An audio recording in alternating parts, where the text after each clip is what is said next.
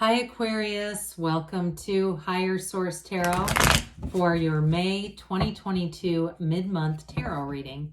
This is a reading for all Aquarius, Sun, Moon, Rising, and Venus. Thanks to all of you for all the support, including some of the most beautiful comments. Your energy just comes right through your comments, and I think I would love to have them as my neighbor or somebody I work with. It's just fabulous. And if you're new here, welcome. I post new readings on Friday, then again on Monday. So if a reading doesn't resonate, come back in a couple of days. You can watch a new reading. Fridays are always a general reading. Mondays are something different every week. So today's reading will be a more detailed Celtic cross style reading. Last week I did a Law of Attraction tarot card reading. And then a couple weeks ago we had a 4-month predictive, if you haven't seen that, for the months of May through August. So if you like tarot and you like the channel, I'd love to invite you to subscribe to Higher Source Tarot. All right. What advice do you have for Aquarius? Sun, Moon, Rising, and Venus. What does Aquarius need to know, please, for the best and highest good of all concerned with Aquarius? Messages for Aquarius, please. Okay. All right, so we will start here with the tarot, and then we'll have the Angel Answers Oracle cards. Current situation, we've got the Three of Cups, the immediate influence, the King of Pentacles. Your subconscious, we've got the Hangman, the distant past, the Eight of Swords, more recent past, the Knight of Cups. You have death coming towards you. You're represented as the Four of Wands. The person or situation you're attracting, sorry about that, we got two at once, is the Seven of Cups. You've got justice in your hopes and fears, Page of Pentacles and the outcome. So the bottom here, we've got the Devil, the Queen of Swords, and the Six of Swords. Well, I do feel like endings are new beginnings here. You have, let's see here, 4 major arcana. You've got Capricorn, Scorpio showing up here. I definitely feel like you're going to have a change of energy that's going to bring in something new. If you're in a relationship right now, because you do have a marriage card and an engagement card here, you've got it's either a new opportunity for work, but I also feel like there's this perspective change. If you've had some friction or something like that, I feel like with that Devil energy being in here, the Devil is about limitations. It's not living up to your potential, or if it's a relationship that just has not been evolving, I do feel like there's going to be a change in that, okay? It's really about getting maybe more intentional, more serious about things. With the Devil too, though, it's a card that teaches us about understanding our shadow aspects. And it's important that we understand that because it helps us to achieve self-mastery. We go towards the shadow and embrace the shadow because it makes us whole. And so with the Queen of Swords, it's you and your own energy. But the Queen of Swords too shows that you have learned from past. You know who you are. So that Devil energy with the Queen of Swords is important because it's like you really understanding how some things came to pass in the past. It's not like you're standing there scratching your head going, I don't know how the hell this happened. It's really with that Queen of Swords kind of having a sense of humor about it and saying, you know what, I'm going to make my life start new right now, right here today. And the Six of Swords has you moving forward. So you have, for some reason I thought you had another 6 here, but with that Six of Swords, it really is leaving a time of uncertainty, but it's also symbolic. You have it a couple of times here where your ship is coming in. So it's going to be a time, and I feel like where you have celebration showing up and really feeling like this achievement, sense of achievement, like I've done it. You know, I made it through that, and now here I am. This is where we wanted to be. So with the King of Pentacles and this Three of Cups, I do feel like you have kind of an interesting union here with these two together. The Three of Cups is a reunion card, by the way. So for some of you, it really is about bringing love back. I still get this with somebody that's in a relationship, getting back to center with it, really reconnecting. The King of Pentacles gives you the Midas touch. So even in a relationship, even though we'll talk about the money and career in a minute, I still feel like it's an important energy here where you really are open-minded. The King of Pentacles too is really an kind of open-minded energy. He's humble. So it's not having to be right about everything. It's really being able to be open about discussion and be in a place of stability emotionally. And so with this, I do feel like in relationships, you've got great healing energy coming in. Now, in terms of work too, for some of you, this is promotion. It really is an advancement. It's getting out and celebrating. And I do feel like some of you are going to have a lot more social opportunities with coworkers, going out, maybe having a drink. Maybe you have kids, you get your kids together, get together on the weekends, whatever that is, where you start to really feel connected in a way at work that's beyond just work. It's like having a work family, having friends that really turn into people you can talk to, that you want to get to work. You want to be in this. Now, if you own something yourself too, though, or you're in more of a situation where you're like a realtor, somebody who you work for somebody, but you interact a lot with clients that aren't, they're not coworkers necessarily, but there's always all these different people around you. I do feel like you're going to have great camaraderie, like you're going to really be attracting people that you click with. So it makes work fun, like you're excited to interact with these people. So in your subconscious here, you've got the Hanged Man. It's a vision quest. So it's definitely a change of perspective, and you have a transformative energy throughout the reading. It's like this light bulb moment, right, that comes in with the Hangman. It really is all about releasing resistance. It's a card that says surrender to wind. Really, surrender to win. I mean, it sounded like wind, didn't it?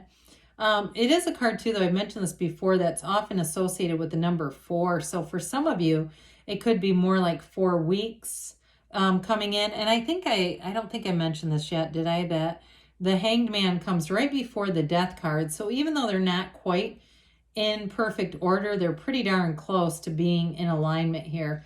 So I do feel like with this, it's like a time where, especially in relationships, you kind of let go of the need to be right. And it just, love blooms when you're in this energy. You will attract people, like I said, like a magnet almost, because they feel this. They feel this kind of easygoing energy. It's a new perspective. And it's also, though, it is also being able to analyze too. So I feel like you're going to have really sharp analytical skills with this and the Queen of Swords. And that might be very important for somebody here with work, where it just makes you very sharp, where you know what to do here.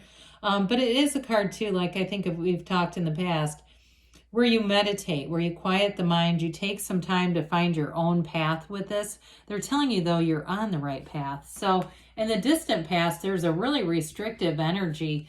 And if this was around a relationship, like I said, you've got healing energy here, because this is really feeling like, for some of you, it might have been guilt. It's feeling like you just can't move forward.